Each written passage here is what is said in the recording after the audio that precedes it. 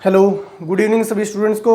और अपने उत्सर्जन तंत्र वाला जो चैप्टर पढ़ रहे थे उसके अंदर अपने किडनी जो है उसकी संरचना के बारे में बात कर ली थी, हेनले लूप और अपने बोमेन संपुट और ग्लोमेरुलस के बारे में बात कर चुके थे। आगे बढ़ते हैं, बात करते हैं कि हेनले लूप के बारे में कुछ पॉइंट जो हैं वो छूटे हुए थे। तो अपने बनाया था कल नेफ्रॉन की संरचना बनाई थी, ठीक है। तो नेफ्रॉन की संरचना जो थी वो किस प्रकार की थी, और नेफ्रॉन के अंदर क्या पाया जाता है, ग्लोमेरुलस एक कोशिकाओं का समूह पाया जाता है, ठीक है। ये अपना क्या हो जाएगा, ये अपना आ जाएगा नेफ्रॉन की संरचना, ठीक है। इसको बोलेंगे नेफ्रॉन की संरचना, ठीक है। ये अपना हो गया ग्लोमेरुलस, इसको बोल दिया ग्लोमेरुलस, ठीक है। ये ग्लोमेरुलस हो गया। और इसको बोलेंगे बोमेन संपुट, बोमेन संपुट, ये हो गया बोमेन संपुट, ठीक है। और ये आ रही है रक्त नलिका,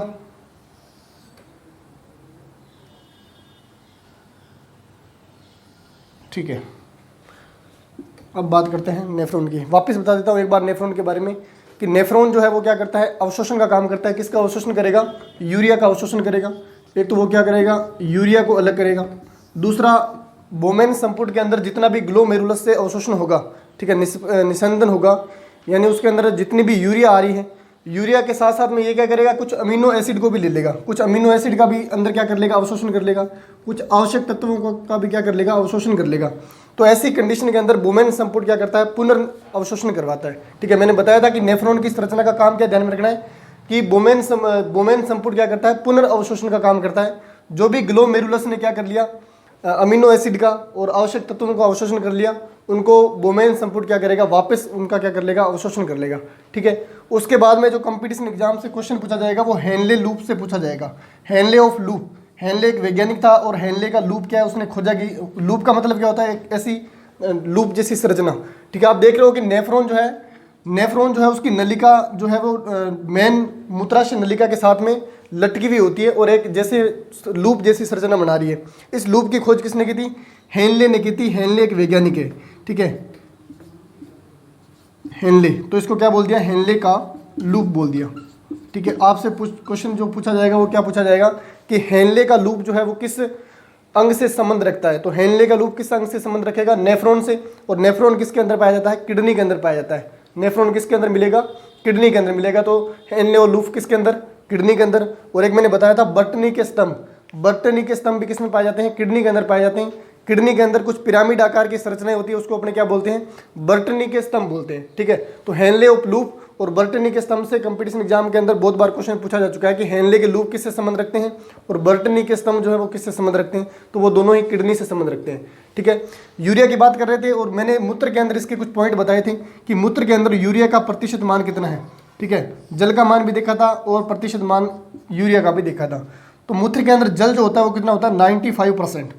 मूत्र के अंदर जल की मात्रा कितनी है, 95% है। उसके बाद में यूरिया की मात्रा मैंने बताया था 2% पाई जाती है।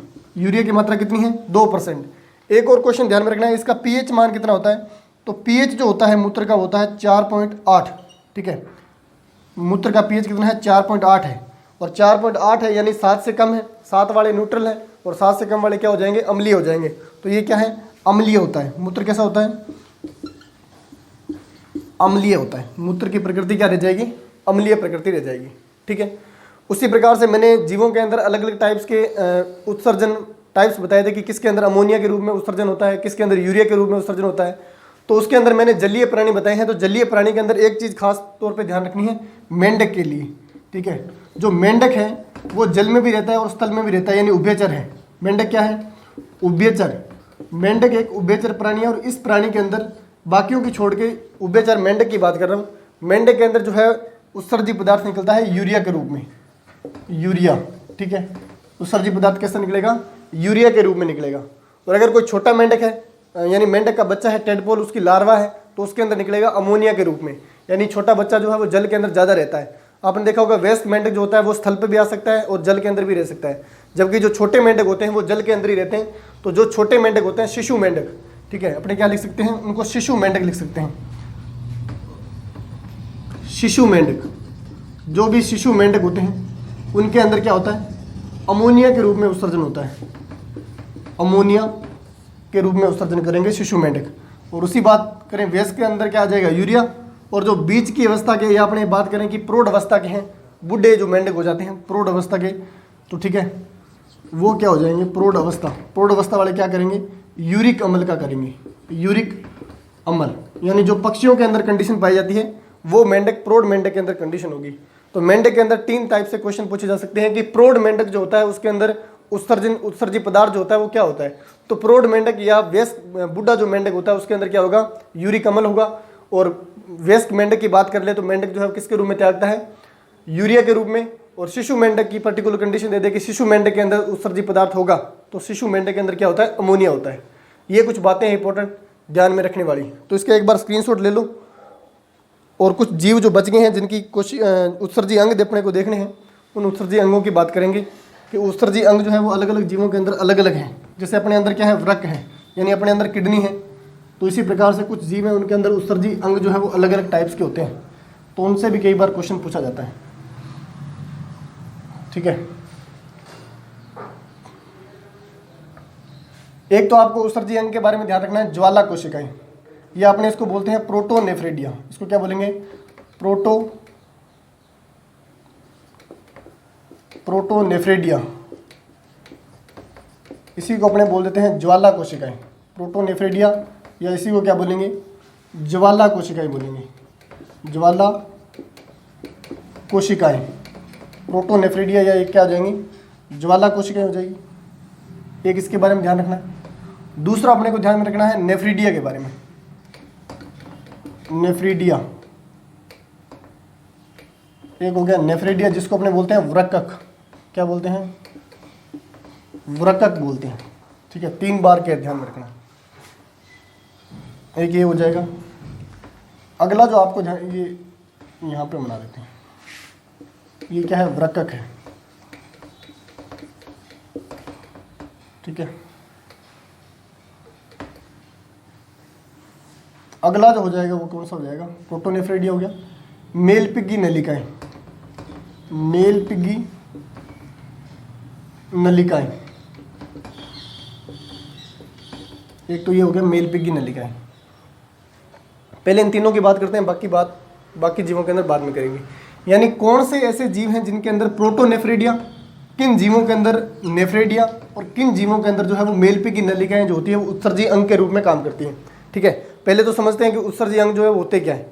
उत्सर्जी अंग का मतलब है, जैसे मैं बात करूं मनुष्य के अंदर, यानी अपनी अगर बात करें तो अपने अंदर मेन उत्सर्जी अंग क्या है, मैंने बताया था कि त्वचा के द्वारा उत्सर्जन होता है।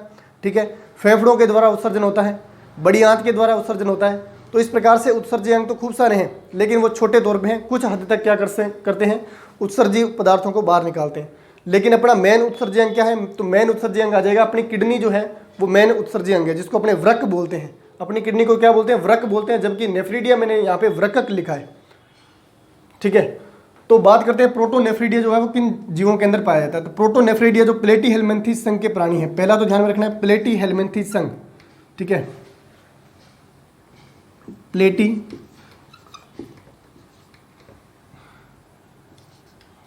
प्लेटीहेल्मिन्थीज संघ, यानी इसके अंदर चपटे कर्मी आते हैं, चपटे, लीवर फ्लूक हो गया। ठीक है, इन सभी के अंदर प्लेटीहेल्मिन्थीज संघ के अंदर ये जो प्राणी है वो आएंगे। दूसरा इसके अंदर मेन जो पॉइंट ध्यान में रखना है, जीव का ध्यान रखना, ऑक्टोपस, या आपने ये एम्फिओक्सिस ध्यान रख लेना है। क्या ध्यान रखोगे, एम्फिओक्सिस, एम्फिओक्सिस ये एक जीव है। ठीक है, इसका संघ नहीं है, ये जीव है, मैंने अलग से लिख दिया इसको। ठीक है, एम्फिओक्सिस हो गया। ये 2 चीज़ें इसमें ध्यान रख लेना कि कौन कौन से जीवों के अंदर, एक तो लीवर फ्लूक या प्लेटीहेल्मिन्थीज संघ के जितने भी प्राणी आएंगे उन सभी के अंदर अपने को क्या मिलेगा, ज्वाला कोशिकाएं या प्रोटोनेफ्रीडिया जो है वो उत्सर्जी अंग मिलेगा। ठीक है, उसके बाद में नेफ्रीडिया का ध्यान में रखना है। नेफ्रीडिया के अंदर अपने को ध्यान रखना है एनेलिडा संघ, एनेलिडा संघ। एनेलिडा संघ के अंदर मेन जीव जो आता है वो क्या आता है, आपको पता ही होगा, इसके अंदर आता है केंचुआ। ठीक है, और एक केंचुए से बहुत इंपॉर्टेंट क्वेश्चन जो पूछा जाता है, ये काफ़ी कंपटीशन एग्जाम के अंदर नेफ्रीडिया के बारे में पूछा जा चुका है कि केंचुए के अंदर उत्सर्जी अंग जो है वो क्या है, तो केंचुए के अंदर वृक्क या उत्सर्जी अंग क्या होते हैं, नेफ्रीडिया होते हैं। ठीक है, ये प्रोटोनेफ्रीडिया है, ये नेफ्रीडिया है। उसके बाद में पूछा जाता है मेल पिग्गी नलिका जो है वो किन के अंदर पाई जाती है, तो मेल पिग्गी नलिका जो होती है वो कुछ इंसेक्ट के अंदर पाई जाती है, कुछ इंसेक्ट के अंदर पाई जाती है। और कुछ इंसेक्ट की बात करें मेनली किन में है, कॉकरोच के अंदर, कॉकरोच। ठीक है, मेनली कॉकरोच के अंदर क्या पाई जाती है, मेल पिग्गी नलिकाएं पाई जाती हैं। ठीक है, और उन्हीं की सहायता से कॉकरोच जो है वो क्या करता है, अपने उत्सर्जी पदार्थों को बाहर निकालता है। तो 3 जीवों के बारे में मेनली ध्यान रखना है। ठीक है, एक और बता देता हूँ, प्रोन यानी झींगे का, उसको अलग से लिख लो, उसका एक ही है प्रोन, एक होता है प्रोन, इसके अंदर नहीं है अभी, ये अलग से है, नोट डाल के अलग से लिख लेना, ये अलग से है। ठीक है, जिसको अपने बोलते हैं प्रोन, या इसी को क्या बोलते हैं, झींगा मछली। प्रोन या क्या बोलते हैं, झींगा मछली या झींगा बोल देते हैं। काफ़ी सारे एरिया के अंदर इसको खाया भी जाता है, मांस उत्पादन की दृष्टि से पाला जाता है। तो प्रोन या झींगे के अंदर जो उत्सर्जी अंग होता है वो क्या होता है, ग्रीन ग्रंथि होती है, ग्रीन ग्रंथि, ग्रीन ग्रंथि बोलते हैं प्रोन या झींगे के अंदर उत्सर्जी अंग जो है वो होता है। तो ये इसको बंद कर लो डिब्बे के अंदर। ये जीवों के बारे में आपको ध्यान में रखना है। प्रोटोनेफ्रिडिया ज्वाला कोशिकाएं किन में पाई जाती है, प्लेटीहेल्मिन्थेस संघ के अंदर। इसी को अपने बोल देते हैं, इसी के अंदर एक जीव ध्यान में रखना है, कौन सा, एम्फिओक्सिस। एम्फिओक्सिस के अंदर कौन सी कोशिकाएं जो होती है वो उत्सर्जन के लिए सहायक है, तो प्रोटोनेफ्रिडिया ज्वाला कोशिकाएं। नेफ्रीडिया, या अपने पूछ ले कि केंचुए के अंदर उत्सर्जी अंग कौन सा है, तो केंचुए के अंदर नेफ्रीडिया या वृक्क हो जाएगा। पूरे के पूरे एनेलिडा संघ के अंदर वृक्क हो जाएगा। मेल पिग्गी नलिकाएं किन में पाई जाती है, तो मेल पिग्गी नलिकाएं जितने भी कॉकरोच हैं और जितने भी कुछ कीट आते हैं, कीटों के अंदर क्या पाई जाती है, मेल पिग्गी नलिकाएं पाई जाती है। तो ठीक है, आप कीटों का ध्यान में रखना कि कीट जो होते हैं, इंसेक्ट मतलब क्या होता है, कीट, तो कीटों के अंदर क्या होता है, मेल पिग्गी नलिकाएं उत्सर्जी अंग के रूप में पाई जाती है। बात करें कि मनुष्य के अंदर या वर्टिब्रेट्स के अंदर, मनुष्य के अंदर, मानव के अंदर उत्सर्जी अंग जो है वो क्या है, तो मानव के अंदर उत्सर्जी अंग किडनी है, जिसको अपने पढ़ रहे हैं। ठीक है, तो किडनी का विशेष तौर पे ध्यान रखोगे। अपना जो उत्सर्जन तंत्र वाला टॉपिक है वो पूरी तरह से कंप्लीट हो चुका है। नेक्स्ट क्लास के अंदर क्या करेंगे, कोई नया टॉपिक स्टार्ट करेंगे। ठीक है, और इसको बढ़िया से पढ़ लेना। जैसे ही लाइव क्लासेस स्टार्ट होगी उनके अंदर इन सभी के ऑब्जेक्टिव क्वेश्चन जो है वो आपको करवा दिए जाएंगे। तो तब तक के लिए थैंक यू सभी को, मिलते हैं नेक्स्ट क्लास के अंदर।